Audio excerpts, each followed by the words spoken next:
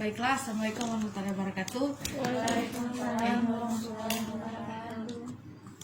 Hari ini tim PPL dari Palu khususnya mahasiswa sejarah peradaban Islam akan mengikuti belajar bersama museum yang temanya museum dan pendidikan yang akan dibawakan oleh Pak Iksam. Kepada Pak Iksam dipersilakan. Ya, terima kasih. Assalamualaikum warahmatullahi wabarakatuh. Jadi hari ini kita akan melanjutkan materi yang sudah saya presentasikan minggu lalu. Jadi isi judul atau tema yang sama, museum dan pendidikan.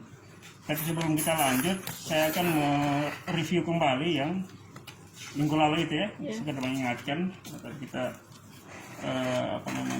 percepat saja. Misalnya museum dan pendidikan itu kalau kita tahu di Indonesia kan bentuk pendidikan ada yang formal atau non formal ya. Jadi museum itu termasuk dia lembaga pendidikan non formal. Nah, kemudian juga sudah kita bahas minggu lalu tentang tujuan dari pengunjung itu berkunjung ke museum. Nah, jadi masih kita lanjutkan ini. Cara untuk studi, ada tujuan tertentu, ada yang rekreasi, okay? Ada yang datang belajar sendiri tanpa dipandu. Kalau museum-museum di Eropa itu kebanyakan itu tidak dipandu. Yang memandu itu memang ada kelompok guide yang sudah dilatih oleh museum, misalnya di Museum Louvre Prancis. Petugas museum hanya mengawasi alur pengunjung, situasi keamanan. Jadi setiap kelompok-kelompok itu ada memang guide khusus yang sudah dilatih. Jadi makanya mereka ada juga yang tidak membawa pemandu. Makanya metode belajar sendiri itu lebih banyak di museum Eropa, Amerika. Beberapa negara Asia juga sudah seperti ini. Misalnya Jepang, Taiwan, Korea. Tetapi kalau mau kita memakai tema belajar sendiri, tapi tiap museum harus menyiapkan informasi betul-betul valid di koleksi. Harus tidak ada koleksi yang tanpa label, itu maksudnya. Ya. Nah, kalau kita lihat di sini kan masih ada yang tanpa label kan? Nah, itu karena kemarin 2 tahun lalu gempa. Jadi kita melakukan rolling kembali dan belum selesai. Oke. Jadi ini seperti minggu lalu kan ada ini pilarnya.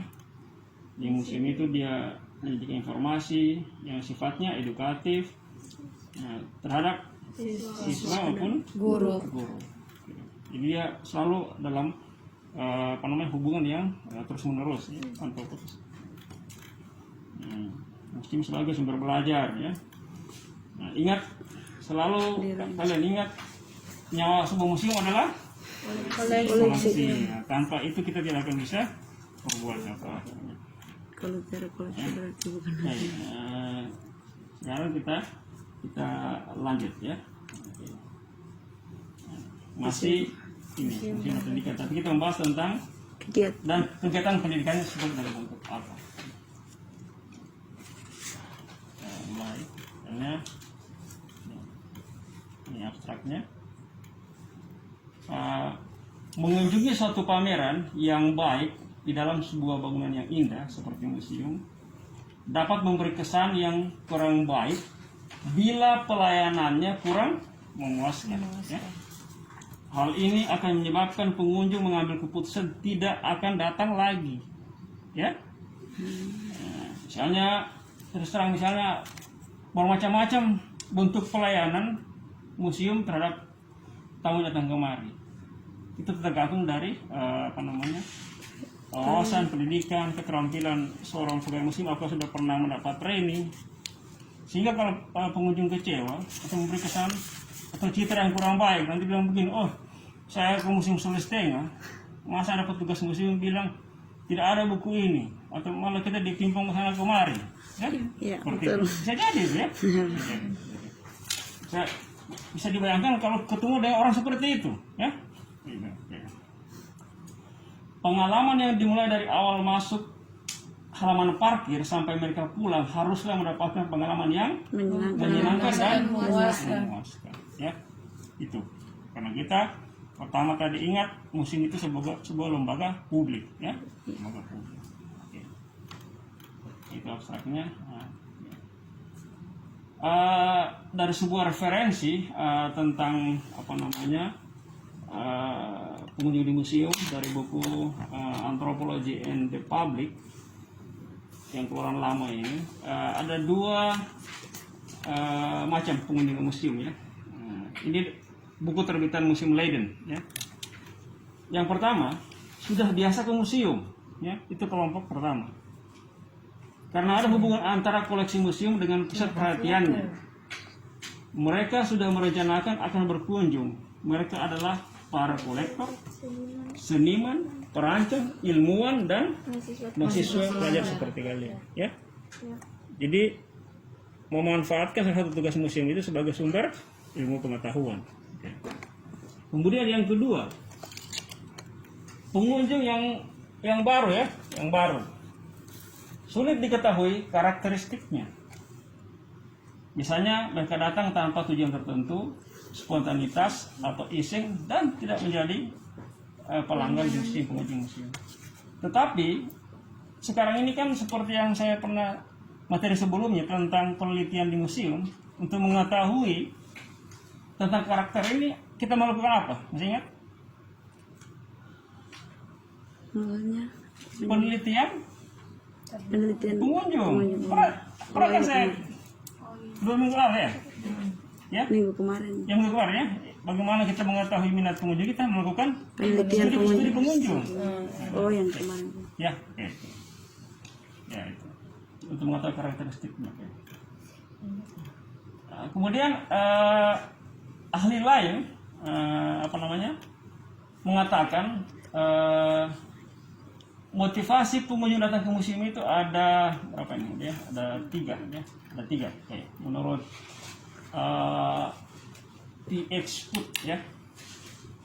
Pertama, motivasi mereka itu adalah keinginan untuk melihat yang indah atau artistik, ya. Kalau museum-museum di beberapa negara lain, ya, pernah saya lihat, museum itu menjadi wadah kontemplasi. Tahu kan arti kontemplasi? Perenungan. Dengan kita melihat koleksi, kita merenung dan akan nanti menjadi sumber inspirasi dalam kreativitas. Misalnya menulis, ya. Ingat di dunia Islam banyak sarjana-sarjana menulis buku-buku yang hebat. Itu sebelumnya mengunjungi apa? Museum, terus perpustakaan. Taruhlah misalnya Imam Al-Ghazali, Ibnu Rushd, Avicenna, ya, Al-Farabi, gitu, ya, seperti itu. Jadi mereka kontemplasi dulu, ya, kemudian berkarya. Ya.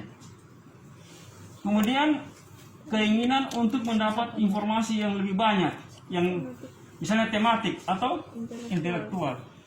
Tematik ini misalnya dia yang bersifat khusus. Misalnya kalian mengkaji tentang sejarah perkembangan Islam, itu tematik namanya. Ya. Ada juga yang datang ke museum lihat tentang biologi. Misalnya penelitian tentang flora dan fauna endemik. Endemik khusus dan tidak ada di tempat lain. Gitu. Banyak saya datang kemarin. Mempelajari anoa, maleo, makaka, gitu. Kalau dalam tumbuhan itu anggrek hitam misalnya, kayu hitam, ya, itu namanya tematik, ya. Dan sifatnya intelektual, ya, intelektual. Kemudian yang ketiga, keinginan untuk bernostalgia, mendapatkan suasana lain romantik. Biasanya ini pelaku sejarah masih hidup, barang-barangnya itu atau barang keluarganya ada di koleksi di museum. Atau koleksi leluhurnya, ya, atau sahabatnya, atau orang yang dia kenal, ya, seperti itu. Jadi misalnya diajak kakek neneknya ini misalnya mantan legiun pejuang yang sekarang misalnya ada organisasi apa, Legiun Veteran Republik Indonesia, LFVR, ya. diajak anak cucunya. Di museum itu ada dulu senjata yang pernah pasukannya kakek pakai, ada disimpan di museum. Ini fotonya kakek dulu Datang senjata apa gitu lihat. Jadi mereka buat masjid. warisan dia. Atau masyarakat adat yang dulunya melakukan suatu adat yang sudah sekarang tidak kini lagi melakukan ritual, tetapi alat-alatnya itu ada di museum. Pernah beberapa tahun lalu masyarakat dari sebelah barat, ya, dari gunung sebelah barat Lembah Palu, hampir itu ratusan orang datang ke museum. Gempar orang museum, dipikir museum akan diserang karena yang datang itu bawa parang semua. Ternyata itu komunitas adat terpencil dari pegunungan ingin melakukan ritual lagi karena peralatan hidup mereka itu katanya sudah dibawa ke museum. Jadi mereka mau buat di sini. Oh iya. Agak halus sedikit, agak miskomunikasi nanti. Nanti ya syukurlah ada yang bisa berkomunikasi dengan mereka. Akhirnya ternyata mereka bukan datang ngamuk, tapi datang ingin melihat bendanya, benda leluhurnya, kemudian ingin melakukan ritual. Saya bilang kalau melakukan ritual kayaknya tidak bisa. Kalau yang sifatnya kecil-kecilan boleh gitu. Ritual ya. Seperti ya. Jadi ini ya. Kalau yang ini tadi ini memang sifatnya internasional karena itu referensinya terbitan UNESCO ya. Jadi ini motivasi yang kalau kita bahas tentang motivasi itu masuk dalam 3 kelompok ini. Walaupun ahli-ahli lain itu banyak menambahkan. Nanti materinya saya kasih kamu ya. Iya. Saya lanjutkan. Nah, Siap. ini pertanyaannya. Ini juga bisa menjadi pertanyaan dalam studi pengunjung tadi ya. Oke. Dari mana? Ya. Berapa umur mereka? Oke. Individual atau grup? Makanya sistem tanda masuk ke museum itu ada dua tanda masuk. Kalau bahasa karcis ya, karcis. Iya. Karcis perorangan dan rombongan. Biasanya kalau rombongan itu dia agak harganya agak di bawah daripada Oke, kemarin kita itu. kalau untuk kebijakan museum di Indonesia itu diserahkan kepada pengelola masing-masing. Misalnya yang dikelola oleh provinsi itu wewenang gubernur. Biasanya yang paling mahal itu adalah untuk turis asing atau peneliti ya. Setahu saya kalau terakhir museum itu sekitar kita hitung $1. Dirupiahkan itu sekitar berapa ya? Sekitar antara 10 sampai 15. Tapi di Eropa harga tiket masuk itu biar sampai $50 mereka beli. Ya. Jual masuk ke museum. Antri lagi. Di sini $1 itu sudah $1 atau untuk ukuran turis, kemudian untuk ukuran publik Indonesia 2.000 3.000 ya. Iya. Kemudian tidak antri ya. Oke. Kemudian apa yang menjadi perhatian utamanya tadi ya? Oke, perhatian utama. Kapan mereka datang? Oke. Dan bagaimana kita akan menanganinya? Nah, kapan mereka datang ini ada yang datang memakai surat atau pemberitahuan, ada yang langsung datang. Tapi beberapa museum di Indonesia tidak bisa spontan datang, harus melalui perjanjian, ya atau tidak. Contohnya apa? 2014 di Indonesia ada namanya Balai Kirti Museum Kepresidenan di Istana Presiden Bogor. Kamu ini kalau ke sana bisa, tapi menyurat atas nama lembaga dan tunggu balasan dari mereka. Oh, berarti tidak sembarang Tidak. masyarakat. Ya, kalau Museum Kepresidenan Indonesia itu tidak. Atau museum tentang satu lagi di Jawa Barat, Museum Kodam Siliwangi, ya, seperti itu. Jadi harus ada perjanjian. Tidak tahu sekarang itu Kodam Siliwangi, tapi setahu saya karena kepala Balai Kirti itu teman saya harus menyurat, ya. Menyurat. Itu kenapa begitu Pak? Apa memang di Ya, museumnya lebih? namanya kan Istana Presiden. Kan takut nanti ada Istana yang Presiden ya. Jadi Tanah ini. presiden sekarang tinggal di situ, tapi ada museumnya di situ. Ya. Ya. Syarat-syaratnya ketat. Tapi boleh, tidak dilarang ke sana, boleh. Ya. Kemudian bagaimana cara kita akan menangani ini internet museum. Kemudian apa tujuan datang ke museum. Nah, tadi sudah sebenarnya agak ini berkaitan dengan yang poin keempat tadi ya. Ya. Oke, kemudian pelayanan apa yang mereka harapkan. Nah ini sebelum ada studi pengunjung, museum yang menentukan model pelayanannya. Tapi dengan ada studi pengunjung, misalnya pengunjung tidak terlalu tertarik kalau hanya langsung melihat koleksinya tanpa melihat misalnya film dokumenter dulu, ya, atau melihat referensinya misalnya, oke? Misalnya ada video yang saya share tadi, Iya. itu sengaja dibuat untuk memperingati 2 tahun bencana 28 September 2018. Nah, pasti orang bertanya, apakah museum Sulawesi Tengah mempunyai koleksi dari tempat-tempat yang dilanda bencana itu, misalnya likuifaksi di Perumnas, di Betobo, tsunami Talise, Donggala, Wani dan lain-lain. Ya kita punya, cuma belum ditata, ya kita punya. Nah, tapi tahun lalu kita adakan pameran khusus tentang itu, yang ada bukunya. Oke. Itu namanya model pelayanan apa yang diharapkan oleh pengunjung. Nah ada juga satu yang menarik yang sekarang ini, misalnya yang di film itu diangkat, misalnya geotour. Kita berkunjung langsung ke lokasinya. Nah, seperti kamu kemarin pernah ke Lembah Bada kan? Iya. Jadi kita namanya berkunjung langsung ke situs. Di Indonesia ada namanya museum situs, site museum. Ya. Misalnya bekas istana kerajaan Majapahit di Trawulan. Jadi situs bekas istana itu tidak jauh dari situ ada museumnya. Atau Candi Borobudur ada museum, itu namanya museum situs. Nah misalnya di Sulawesi Tengah ini yang sangat berpotensi dari museum situs, misalnya di Lore itu, entah dia itu di Napu, Behoa atau Bada. Jadi bisa dibayangkan misalnya kalau kamu sudah pernah ke patung Palindo yang miring itu, kalau ditata dengan baik, ada museum di situ kan lebih orang lebih betah lah kan. Oke. Dan juga bisa membantu perekonomian masyarakat, ya. Ini kemudian kegiatan pendidikan, ya khusus pendidikan di museum ini beberapa contoh bisa ditambahkan dengan situasi kondisi sekarang. Nah, misalnya museum sebagai sumber belajar. Okay. Ada pertanyaan begini ya, mengapa museum menjadi salah satu sumber untuk belajar? Ya. Karena koleksi museum unik sebagai sumber belajar. Karena keunikannya.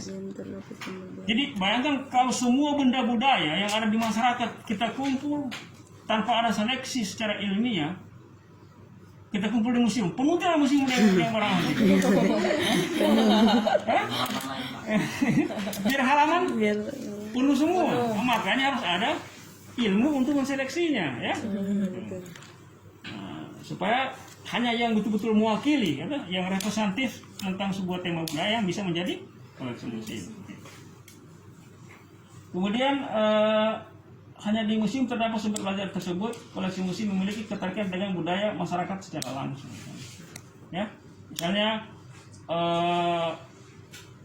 di suku Kaili, tidak semua orang sekarang melaksanakan misalnya ritual nokeso, ya, meratakan gigi di tamu kalau orang Jawa.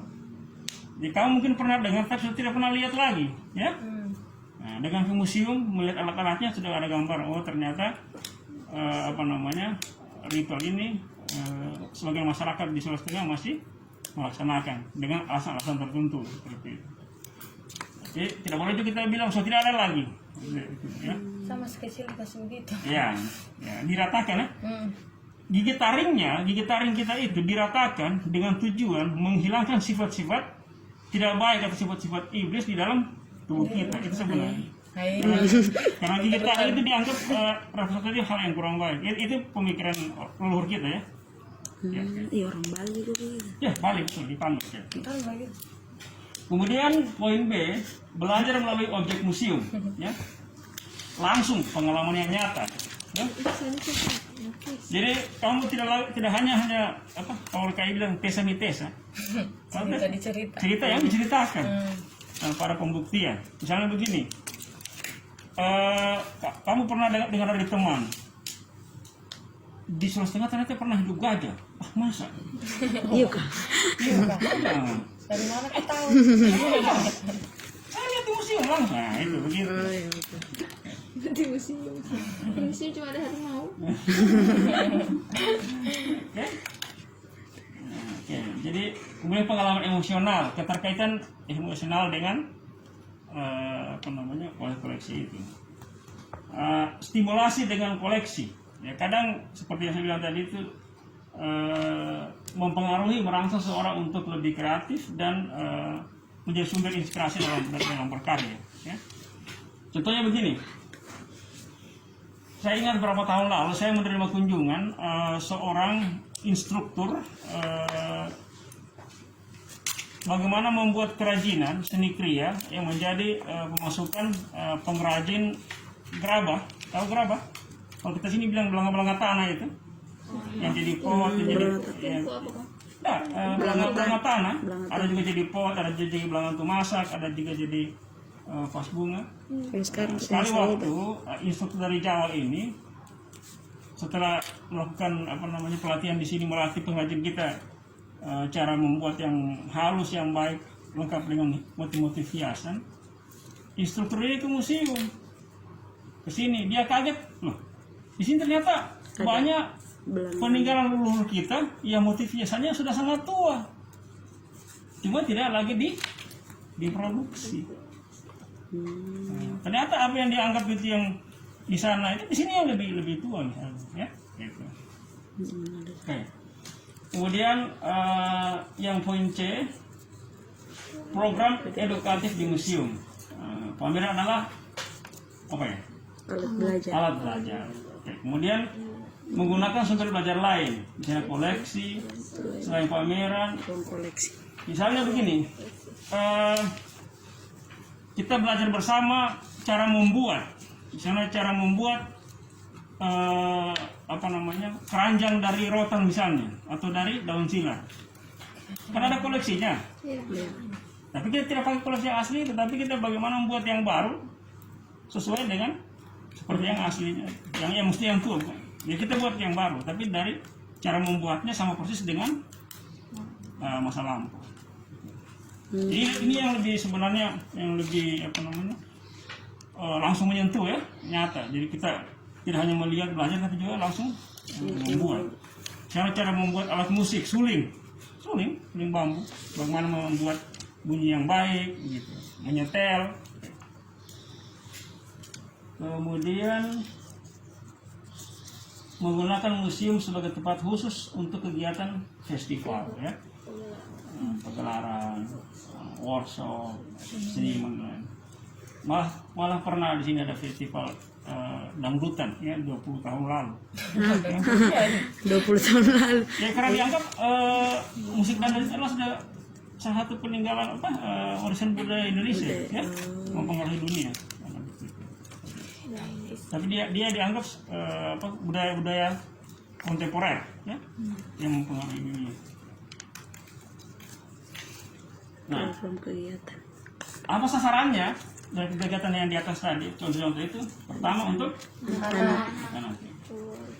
termasuk film yang tentang mitigasi itu. Sasarannya sebenarnya untuk anak-anak. Karena apa? Dari usia dini ditanamkan memang wawasan mitigasi ya. Seperti yang saya jelaskan di film itu, kita luput dari pengamatan kita terhadap tanda-tanda alam itu. Ya. Kalau bahasa kayunya apa? Luput itu dari tanda-tanda alam. Nesapua. Oke. Kemudian keluarga ya, orang dewasa, turis. Oke. Nah, sasaran-sasaran tadi bisa museum, audiovisual, workshop, dan lain-lain. Ya, museum ya. itu museum tour kita bisa keliling, Itu dia bilang idol kemarin. ya. Baru dikasih dulu. Bisa juga kita studi tour ke misalnya lokasi di Watononjo, di Olobojo, ke situs megalitik, Yes. ke kampung tua di Kawatuna, ya seperti itu bisa.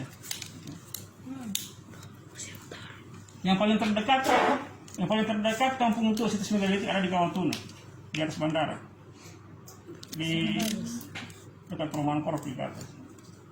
Jadi jangan mengaku orang Palu kalau belum tahu di mana kampung tuanya, salah satu bukti ilmiah. Orang Palu asli.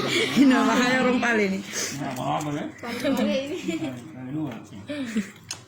Nah, ini beberapa persoalan-persoalan yang selalu dihadapi museum-museum di ini. Ya. Oke. Sistem penyampaiannya itu begini, bagaimana menyelenggarakan kegiatan bimbingan dengan metode dan sistem edukatif kultural untuk pengenalan. Ini contoh-contoh yang agak lama ya. Sekarang sudah agak lebih Instagram apa semua sekarang itu, Telegram, ya.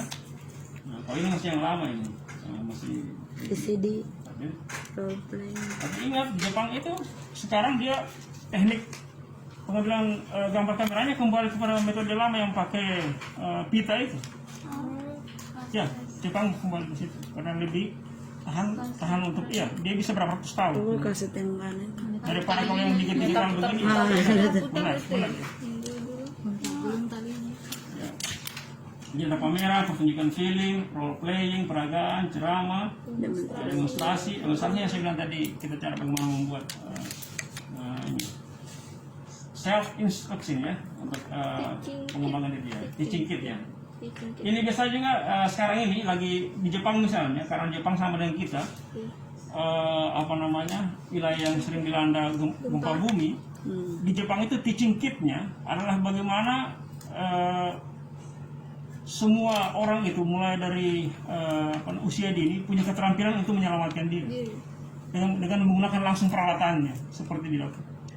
Misalnya jaket yang kita pakai itu bisa jadi tandu kalau tidak ada peralatan untuk alas untuk tandu. Bisa, jaket bisa jadi tandu. Dimasukkan lalu kayu melalui tangannya ini, langsung bisa jadi tandu. Jadi tidak mengharapkan bantuan langsung jadi apa yang ada dulu di situ baru bisa. Itu contoh sedikit. Nah, ini bimbingan Keliling museum. tujuan ya. Jadi bagaimana meningkatkan daya apresiasi, penghayatan nilai warisan budaya dan jadi cara berpikir orang museum itu kita harus bisa memilah nilainya ya. Sebuah warisan budaya apa nilainya? Pertama, nilai untuk ilmu pengetahuan terus lalu ya. Nilai ilmu pengetahuan. Yang kedua, nilai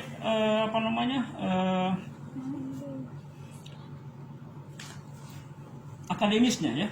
Sebenarnya dia beda tipis ya.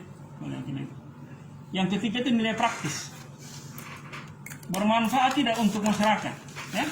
Misalnya salah satu warisan budaya kemudian digali potensinya kemudian menjadi industri budaya.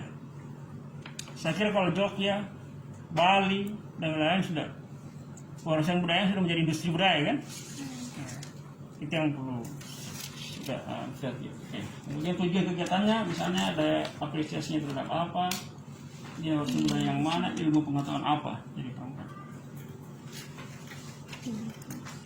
Nah ini tinggal kamu tambahkan ini dalam bentuk apa ya. Buku penutupan, pameran, modul, worksheet, buku series, buletin, Salah tulis nih, buletin ya, harus buletin ya. buletin, manual, majalah. Dengan acara ya, atau seperti sekarang ini kita. Ya.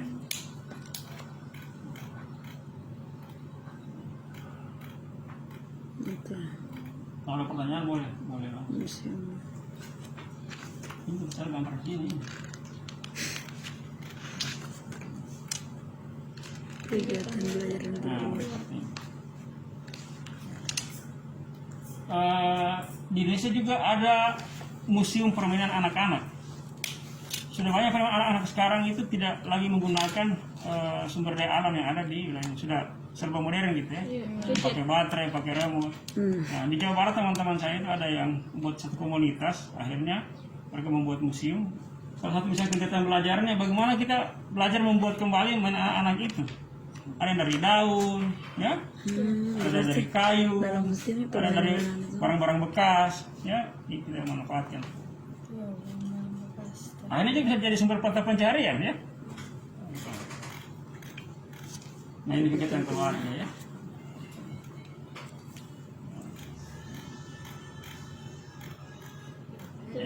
Ya. Terima kasih. Hai. Saya kira itu apa namanya, museum dan pendidikan, jadi agak panjang tapi kita jadi bukan dua materi. Kalau ada pertanyaan atau ada mungkin yang disampaikan yang berhubungan, kalau bukan pertanyaan, statement boleh juga. Misalnya analisa kamu selama ini tentang situasi kondisi budaya kita di Sulawesi Timur, ya. Oke, silakan. Ya. Bapak saya. Ya. Pak, kalau Assalamualaikum warahmatullahi wabarakatuh. Pak, kalau menurutku untuk melihat situasi COVID-19 ini, untuk publikasinya untuk museum itu Pak harus ditambahkan kayak macam Instagram museum, Ya, oke. macam Facebooknya, supaya orang kenal museum itu macam tidak seperti horor begitu ya.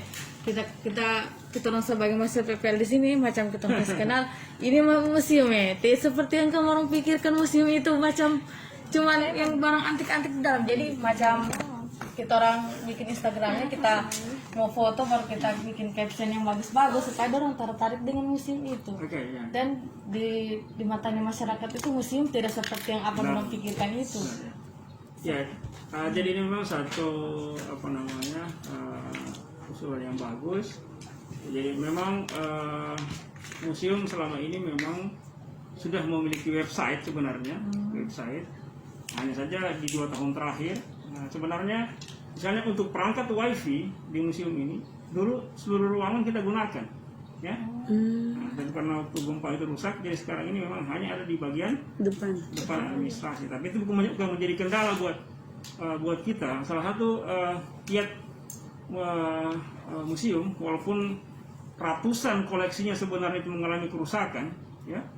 2 tahun lalu itu kita kerjasama misalnya dengan lembaga-lembaga informasi dari non organisasi pemerintah, misalnya teman-teman pers, ya, semua baik media online maupun media cetak. Sekarang ada namanya majalah online, ya. Misalnya bisa kamu buka, baru 2 hari lalu ada tulisan dari Step Magazine tentang salah satu peran museum dalam pembuatan buku dan penyebarluasan informasi koleksi yang berkaitan dengan mitigasi bencana di Sulawesi Tengah. Baru 2 hari lalu, Step Magazine. Juga organisasi lebih luas, kita juga kerjasama dengan lembaga-lembaga penelitian, ya, dalam maupun luar negeri, yang juga tentunya mempunyai jaringan yang luas, website yang luas. Jadi misalnya apa namanya, nanti ada beberapa sebentar saya kasih website internasional yang bisa kamu akses. Hanya saja itu yang selalu bisa menjadi kendalanya. Hampir semua museum di Indonesia itu tidak semua mempunyai sumber daya manusia yang bisa membawa museum itu apa namanya bisa menjalankan tugas pokok dan fungsinya, ya. Ya, itu kendala kita di Indonesia. Misalnya untuk mengoptimalkan informasi tentang koleksi biologi misalnya atau koleksi naskah, seharusnya museum memiliki ahli naskah atau ahli biologi, kan seperti itu. Kalau museum yang ideal, setiap koleksi dia satu kurator, ya. Misalnya kurator tentang biologi, kurator tentang sejarah, ya, Kurator tentang